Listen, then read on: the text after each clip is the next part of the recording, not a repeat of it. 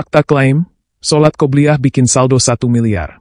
Praktik, ilmu kearifan lokal. Jadi suami sebelum berangkat kerja, dia nenen sama istrinya, itu saldonya nggak pernah di bawah 1 M.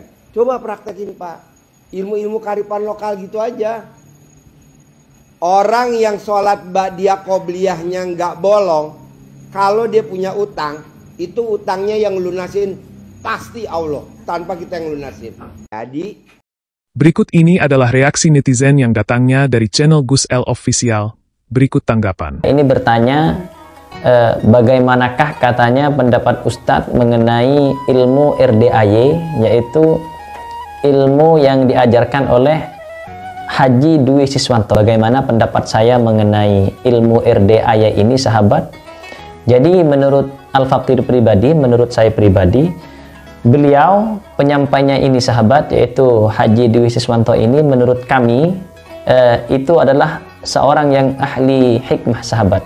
Artinya beliau seseorang yang telah mendapatkan hikmah dari ibadahnya, dari amaliyahnya, sahabat. Kemudian yang beliau ajarkan ke orang-orang lain, ke orang-orang sekitarnya, kepada kita semua, sahabat.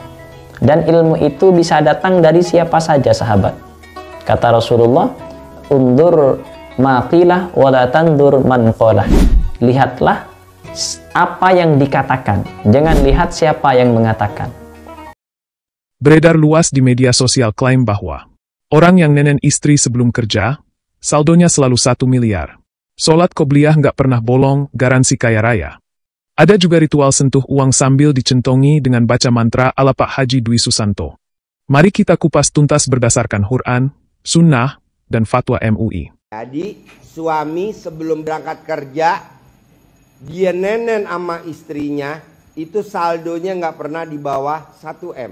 Coba praktekin Pak, ilmu-ilmu kearifan lokal gitu aja. Orang yang sholat ba'diyah qobliyahnya nggak bolong, kalau dia punya utang, itu utangnya yang lunasin pasti Allah, tanpa kita yang lunasin. Ini buat anak-anak Pak, orang anak-anak yang masih sekolah, kalau dia pakai celana dalam di Bali, pasti dia ranking, walaupun tuh anak goblok. Digosok mukanya pakai celana dalam, biar nanti kalau ditatap sama majikannya, majikannya luluh. Sobat Muslim, orang ini telah lama mengajarkan kontroversinya dan mungkin telah ribuan orang selama bertahun-tahun terjebak dalam penyimpangannya. Namun herannya kenapa pihak berwenang tidak ada yang menindak, terutama MUI setempat. Malah ada pihak dari MUI yang mengatakan bahwa itu tidak menyimpang, tapi hanya kearifan lokal. Astagfirullah. Bagaimana bisa anggota MUI seperti ini? Bukankah segala kesirikan yang dulu didakwahi bahkan diperangi oleh Rasulullah dan para nabi seluruhnya adalah kearifan lokal yang ternyata itu adalah mengandung kesyirikan? Karena itu apapun persoalannya, jika itu berbenturan dengan syariat Islam, maka harus diluruskan. Karena jelas membahayakan akidah umat Islam. Nah, sahabat Muslim, langsung saja kita kupas lebih detail letak penyimpangan ajaran Haji Dwi Susanto ini. Nah, sahabat Muslim, dalam dunia metafisika atau mistik, celana dalam bekas dipercaya memiliki energi gaib yang dapat dimanfaatkan setelah melalui ritual tertentu. Salah satu khasiat yang paling dikenal adalah sebagai media penglaris usaha. Banyak pelaku usaha, terutama di bidang kuliner, yang menggunakan celana dalam bekas yang telah diritualkan untuk meningkatkan penjualan. Biasanya celana dalam tersebut direndam dalam air, dan air rendamannya digunakan sebagai bahan untuk memasak atau untuk membersihkan lantai toko. Energi dari celana dalam tersebut dipercaya dapat menarik pelanggan dan membuat masakan yang lebih lezat meskipun rasanya biasa aja sebenarnya. Selain itu, untuk melariskan usaha, celana dalam bekas juga digunakan sebagai media pelet jarak jauh. Pelet ini dilakukan dengan merendam celana dalam bekas milik target dalam air yang dicampur dengan kembang setaman, lalu mantra khusus dibacakan. Nah, setelah selesai, kemudian celana dalam tersebut dikubur dan air rendamannya diminum sedikit untuk menghubungkan energi pelaku. Mari kita lihat faktanya. Dalam video ini, ada praktik yang mengklaim sebagai ilmu kearifan lokal. 1. Balik celana dalam dan balik BH untuk tolak bala. 2. Sentuh uang sambil baca mantra khusus. 3. Janji uang masuk ratusan juta dengan wasilah tertentu. Ini apakah bertentangan dengan Quran Surah Al-Jin ayat 6, yang melarang bergantung pada jin dan tahayul? MUI dalam video resminya telah menegaskan bahwa semua ritual atau ajaran yang disampaikan Pak Haji Dwi Susanto Hadirin sekalian yang dirahmati oleh Allah, yang pertama-tama perlu diketahui oleh saudara-saudaraku sama muslim, yaitu ayat yang tadi saya kutip. Apabila ada suatu berita, maka lakukanlah check and recheck atau tabayyun. Ya, sebab bisa saja kita mengenakan suatu tindakan tertentu kepada satu pihak berdasarkan kekeliruan kita, bijahalatin, kekeliruan kita, kemudian nanti akhir-akhirnya kita akan menyesal.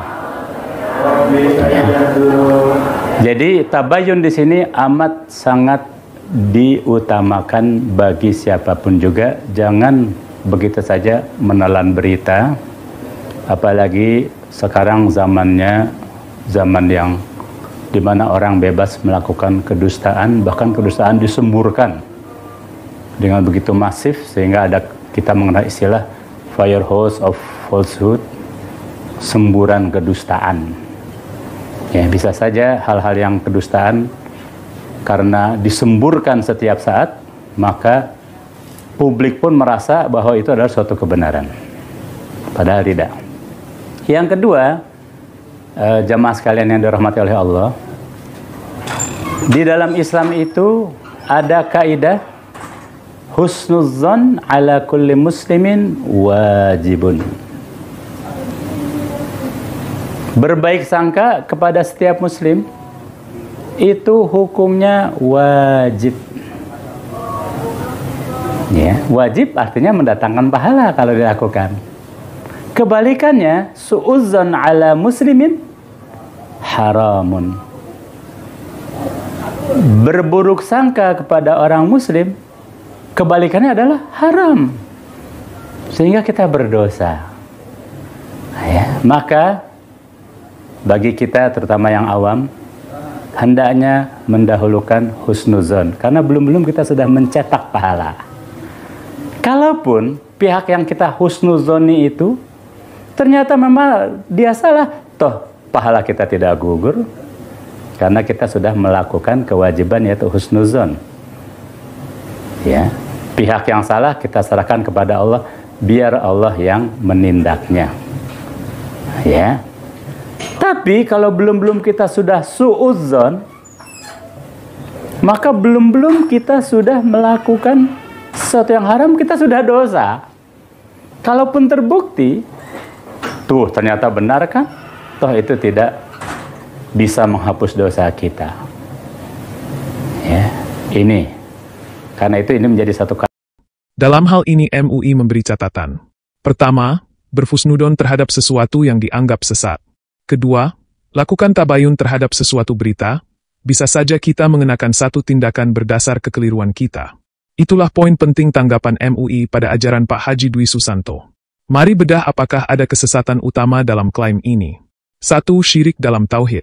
Meyakini ada sebab rezeki selain Allah. Quran Surat Hud, ayat 6.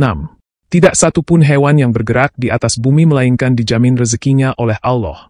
Dia mengetahui tempat kediamannya dan tempat penyimpanannya. Semua tertulis dalam kitab yang nyata, Lauhil Mahfuz. 2. Penyimpangan akidah. Mengubah solat jadi transaksi dagang dengan Allah. 3. Eksploitasi religi. Memanfaatkan gelar haji untuk legitimasi praktik sesat. Rasulullah bersabda, binasalah orang yang beramal untuk dunia. Ini termasuk yang menjual jimat ibadah. Hadis Muslim. Bagaimana kalau istiadahnya kepada benda pusaka? Boleh apa tidak? Termasuk yang tidak boleh. Bisa syirik kecil, bisa syirik besar. Kapan bisa syirik besar? Jika menganggap bahwasanya jimat-jimat tadi sebagai penentu akan nasibnya. Saya kalau pakai jimat ini pasti selamat. Kalau saya pakai jimat ini pasti saya tidak akan terluka. Nah, ini syirik besar. Kenapa? Karena dianggap jimatnya adalah penentu jalan hidupnya, penentu kehidupannya. Tapi kalau dengan jimat itu dia meyakini ini sebagai lantaran, tapi yang menentukan adalah Allah, maka ini syirik kecil. Kenapa? Karena lantaran yang tidak ada hubungan sebab akibat. silakan menempuh lantaran, tapi lantaran yang ada hubungan sebab akibat. Boleh. Ketika kita jalan di malam hari, lalu kita menempuh sebab. Apa sebabnya? Bawa senter. Ini ilmiah, boleh bawa senter. Apalagi bawa pentungan. Nanti kalau ada ular misalnya, maka ini ilmiah. Jadi dia minta sebab, menempuh sebab, dan pentungan tadi hanya lantaran. Boleh enggak? Boleh. Ini ilmiah. Tapi beda dengan jimat tadi. Dengan pakai jimat saya kebal. Tidak ada hubungan ilmiah, tidak ada hubungan sebab akibat.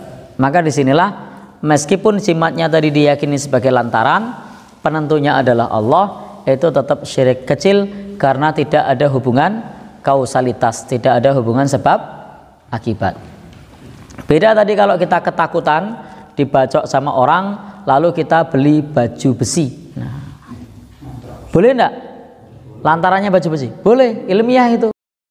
Seperti dijelaskan Ustadz Mujiman, syirik kecil itu lebih halus dari zina. Contohnya ya percaya mantra bisa datangkan rezeki ini.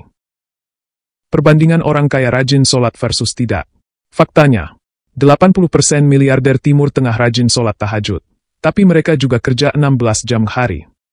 Nabi Daud kaya karena ahli besi, surat Saba ayat 11, bukan karena ritual aneh. Ini kisah bapak yang mengamalkan ilmu kearifan lokal. Saya akan mempraktekkan tentang ilmu kearifan lokal dari Pak Haji Dwi, yaitu tentang menyentuhin uang. Yakin-yakinnya Allah dijabah kabulkan.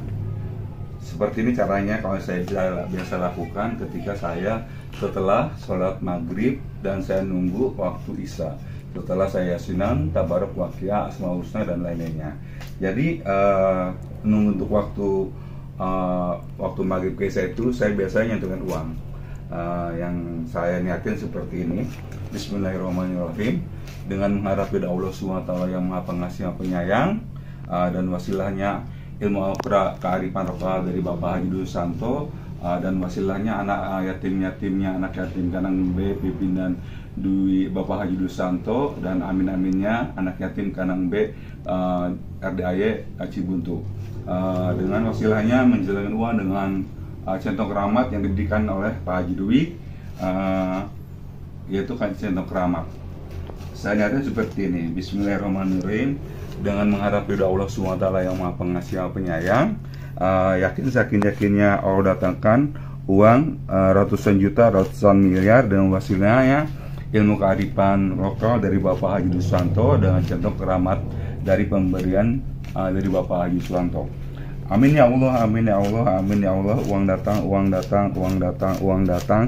Uang yang warna merah, warna biru datang masuk ke rekening saya di 1752794322 di Bank BNI. Masuk. Solusi Islami. Step by step dapat rezeki halal. Gimana caranya kaya yang barokah? 1. Ikhtiar. Kerja keras seperti Nabi Muhammad SAW yang merupakan seorang pedagang. 2. Doa, sholat duha tahajud untuk keikhlasan. 3. Sedekah. Buktikan dalam hadis riwayat Tirmidzi, sedekah itu undang rezeki. 4. Jauhi syubhat. Hati-hati dengan uang, cepat kaya.